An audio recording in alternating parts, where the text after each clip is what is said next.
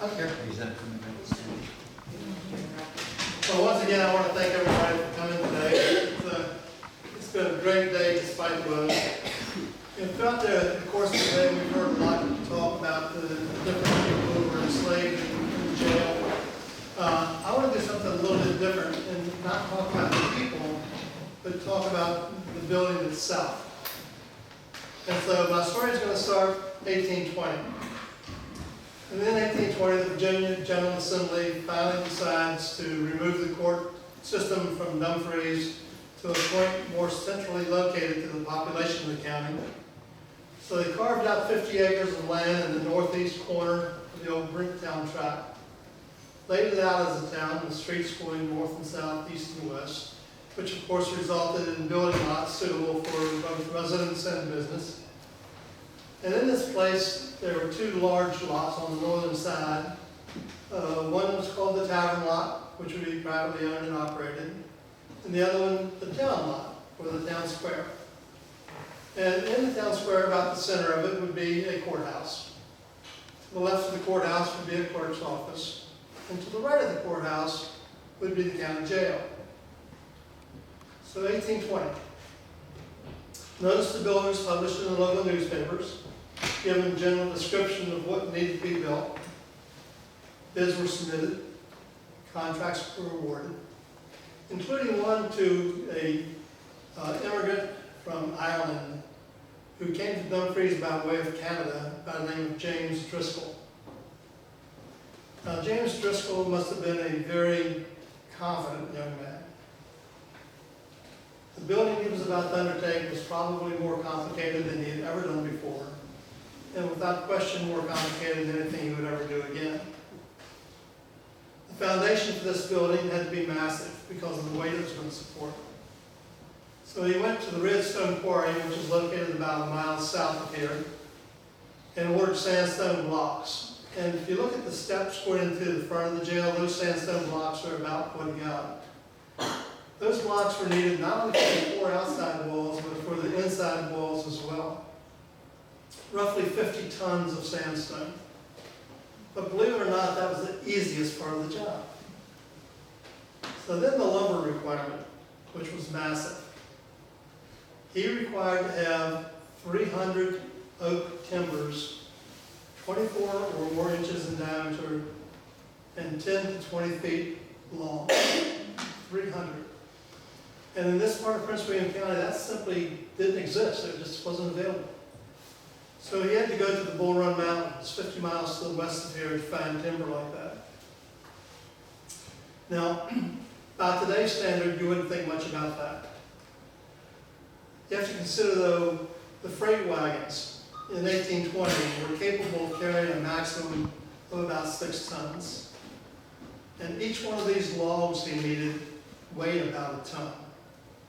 So that means that he could carry 6 logs on one wagon, provided that the wagon was pulled by a team of 6 mules. And where today it would take us an hour to drive, back then it took 3 days to travel over the primitive roads, only if it was dry weather and the roads were in good condition. In the wintertime, it might take twice that long. So you figure anywhere from 3 to 6 days to get 6 logs from the Bull Run Mountains to Brentsville.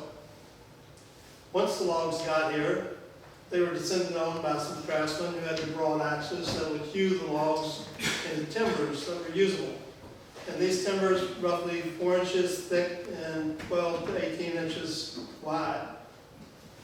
Once they were finished, they immediately got handed off to another set of craftsmen who started putting mortise and tenon joints in these big timbers, which would hold the timbers together as they were assembled. Now, the whole time this lumber process was going on, there was another set of craftsmen busy building bricks, probably on site. The brick requirement was that the walls had to be 27 inches thick. That's 3 bricks laid end to end. And for the entire outside of the building, plus some of the inside walls. And while the bricks were being made, they had blacksmiths building locks, making nails, hinges for the doors, bars for the windows and the doors, So all of these things coming together must have been a massive project management job. It took about 2 years for the jail to finally be finished to the point where it was usable. For 1822, the jail is ready for use. Not without rules or regulations, however. The Virginia law required that the jail had to provide wholesome food, had to provide sleeping accommodations, and it had to be warm in the wintertime. Well, when you think about that, I think of wholesome food meaning biscuits and gravy in the morning, a ham sandwich for lunch, and meat and potatoes at night. But stop and think that the budget in 1822 for the prisoners was roughly 50 cents per day per prisoner. So their wholesome food amounted to a plate of beans with a hunk of cornbread twice a day, if they were lucky. As far as the bedding goes, if a cot was available, that was nice. If it wasn't, they'd be given a blanket that they could wrap up in. And warm in winter was a bit of a joke. It took 13 years before the court finally decided maybe we ought to put something over the windows to keep some of the rain and the snow out. Of course, that didn't do anything about keeping the cells warm. So it wasn't really a comfortable environment, but nor was it intended to be. Well, the jail operated pretty much as normal up until the time of the Civil War. And at that time, Charles Wright, who was the jailer, and Ron and I were just talking about this, lived in the jail. We're not sure how old he was, but he must have been a fairly old person, or else he would have been enlisted into the Confederate Army. He stayed on duty as a jailer throughout the entire Civil War. We don't think he got paid, and one thing we're sure of is that there were no repairs made on the jail during that period of time. So finally, when the war is over and they start to reconstitute government, the jail was in bad shape. Needed some significant repairs. The county didn't have any money. Why would they? The war was just over. And so some of the more wealthy businessmen went together and loaned the county small amounts of money, enough to get it back into shape, to get the jail operating again. They were eventually repaid with money, as far as we know. And so the jail continues to operate pretty much as normal. Up until January 1894. And in January 1894, the jail is empty. And it's empty because the county seat has now moved again to another place just a few miles north of here. And the Board of County Supervisors owned the property, but suddenly they had a piece of property they didn't know what to do with. So they said, well, we will allow this property to be used rent-free for a year, as long as it's used for school purposes.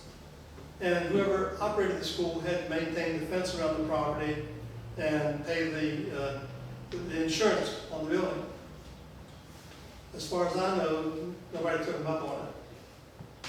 So 1895 it's empty, 1896 it's still sitting empty, and by now started to put a drain on the coffers of the county. And they had to do something about it. So they advertised in the local papers, the jail, in fact the whole complex, including the courthouse, will be put up at public auction and sold to the highest bidder. Nobody showed up. So the jail still sits empty. Throughout the whole year of 1896. And finally, January or February of 1897, a minister from the Church of the Brethren, his name is Isaac Newton Harvey Beam, they call him INH for short. INH Beam approached the supervisors and said, we would like to have this complex to be used as a school for higher education. Didn't take a whole lot of deliberation, and finally the court said, yeah, go ahead and do it. So in March of 1897, the whole complex was sold to Mr. Beam for a price of $517. I'd love to know how that $17 came about. time, there must have been another huge amount of activity, because Mr. Beam immediately started having all of the timbers removed from the jail. Everything, the bars taken out of the windows, new windows added. The jail was virtually converted from a building that looked like a jail into a dormitory for the ladies who would be attending the academy. In October of 1897, it was advertised in the papers that the Prince William Academy was ready to start accepting students, and classes would begin soon. And then again in December 1897, it was advertised that classes are now started and schools in operation. So for the next several years, the Prince William Academy, sometimes called the Brentsville Normal School, and lastly it was called the Hebron Academy, operated up until 1908. And in 1908, the people of Nokesville lured the school away from Brentsville to Nokesville by giving them property, building, money, whatever. And so besides, it's close to a railroad track, so it's better for the students to get in and out of the area. So 1908, the building sits empty. But not for long this time, because a Civil War surgeon by the name of William John Bell bought the complex. I don't really know what he paid for it, but he bought the complex. He and his family immediately moved into jail. And so in 1908, the jail now is transformed from a dormitory for the ladies into a residence, a family residence. It continued that way for a number of years, to actually 1963, where a number of different families lived there, including my own for a year. Finally, in 1963, the last person to own it actually got it through an inheritance, and he didn't want it. And he had a second trust that needed to be paid off, so he put it up for sale. And in 1964, the Board of County Supervisors bought it. They didn't need it, but they owned the school, they owned the courthouse, so they figured may as well keep the stuff together. So they bought the jail as well, without really having a use for it. 1964, 1965, 66, up until 1977, the jail stood empty. And it was in 1977 that finally the Prince William Park Authority was formed. And needing a home, they were doing use of the buildings on an interim basis. They made it their headquarters, and then in 1979 they finally bought it from the county. And it became their permanent headquarters. They stayed there, including the whole complex, up until 2006, actually, when the Board of Supervisors bought it back from them and turned it over to the Historic Preservation Division. So just in a nutshell, and it's kind of quick, but that's kind of the history of the jail, not the people who were in it, we've already heard that, but the building itself, which I've always found very fascinating. So if you have any questions, I'll try to answer them. But one thing, thanks to Ron Turner, we pretty much know the population of the jail while it was in operation. So at the time the county seat moved, the last reporting I saw, there were 640 people incarcerated in jail. A lot of times you hear people talk about this being a jail for the slaves or for the, holding the free black people, whatever. But according to the data that Ron's been able to collect, of the 640 people, more than 2/3 of them were white. So that kind of dispels that story a little quickly. By the way, there were 72 of them. So do you have any questions I can answer real quick? Yes, ma'am. What is the purpose of putting someone in jail because they're poor or debtors? They obviously can't work in the jail, so what is accomplished by that? Yeah. It's a catch-22 because they committed a crime and they couldn't pay their debt, so they were put in jail, but then there's a point where they can't, I'm sorry, Oh, yeah. they can't pay it, so They'll never be able to pay it if they stay in jail. Right. But they didn't stay in, the only way they could stay in jail is if the person who filed the complaint paid the jail fees for the debtor. Oh, So if you owe money to someone who could afford it, he could have kept you in there forever. One case, I remember somebody was in there between a year and a half and 2 years, but every couple months, the person who lived in Kentucky would send the money to the jailer and fulfill so they could keep the guy in jail here. So he made sure the guy stayed in jail, but when he quit paying, they released him. They still owe the money. yeah, yeah, It's a deterrent. yeah. But the system didn't work. That's funny. I couldn't get it logic. Got it not frustrating. One thing about the jail, the jail has 4 criminal cells on the on the eastern side of the building, the ones that have the wood on the inside. And a lot of times people say, well, why 4? I mean, that seems like an overkill. But as Sherry said earlier, you know, the jail was separated by race. Well, I guess that was a shirt. They had to have one cell for black men, one for white men, one for black women, one for white women, because you could never combine those into the same cell. And then in addition to that, there were 2 debtor cells that were used more for people who had been accused of being lunatics than debtors, and probably even more than that by the jailer's family who lived in the jail with him. So, Dennis? Let me test your memory, Morgan. When you lived in the house, can you describe how the rooms were used vis-a-vis what we see today in the building? When you first walk in the door, the orientation room that we call it now, that was the kitchen. And off to the left of that, there was an addition built on the back of the building that was used as a pantry or storage area, mostly pantry area. Yeah, you can see it on that picture there. But that was the kitchen, and that was the wood stove in there that my mother cooked on. But that one wood stove, say it again 3 times, that one cook stove provided heat for the entire building in the wintertime. There were registers through the floor upstairs that allowed the heat from the downstairs to pass through the floors to the rooms upstairs. The room immediately to the right that's going to be used as the jailer's office was our dining room area. Then right across the hall from that, the one that's the Clark Fuel room now, was actually my parents' bedroom. And the rooms upstairs, at the very top of the steps on the left was the bathroom, and then there were 3 bedrooms upstairs too.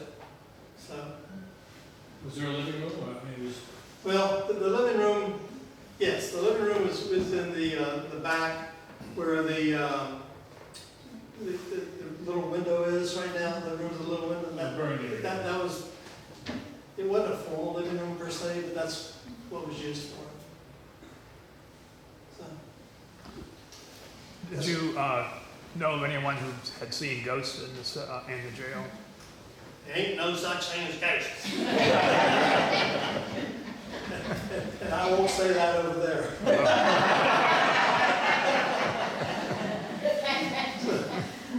How many outbuildings did you have? I mean, what? Outbuildings.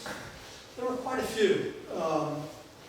Between the jail and the courthouse, there was a very tall fence. It must have been 8 or 10 feet tall, wooden board fence.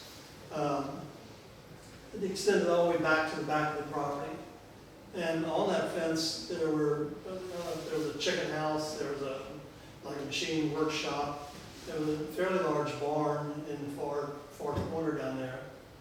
The kitchen garden was over to the right of where the parking lot is now, in that area there.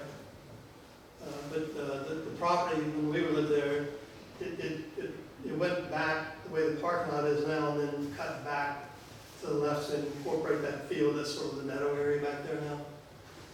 Is there any pictures or drawings of what it looked like? Is that in? I've seen one picture that showed some of the buildings, but not a very good picture. So I'd like to find some.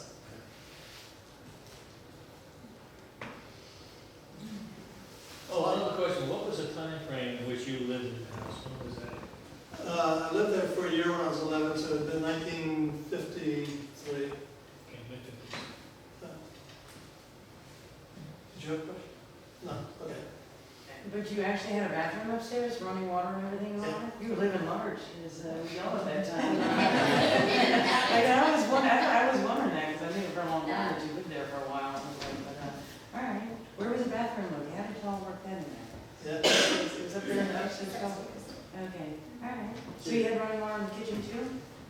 Or just, it was just like modern plumbing in there for a while? We had water in the kitchen and upstairs. How about that? All right. So there's a good model. Didn't I guess the well had been out front. The well's changed locations about 3 times.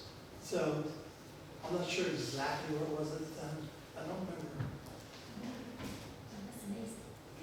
So Mark, who owned the building? Was your family the owner or just? No, it was owned by family Hedrick. Oh, because it's privately owned. Yeah.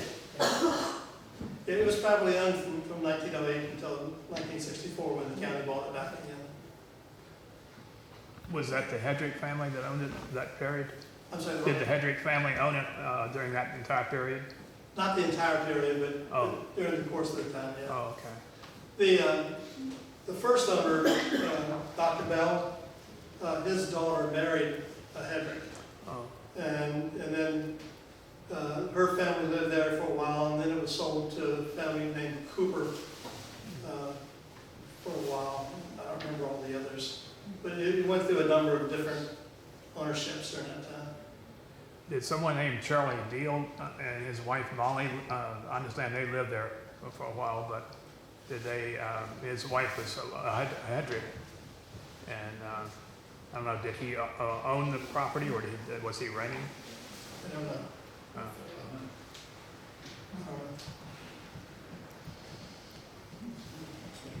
Well, thank you. Yeah.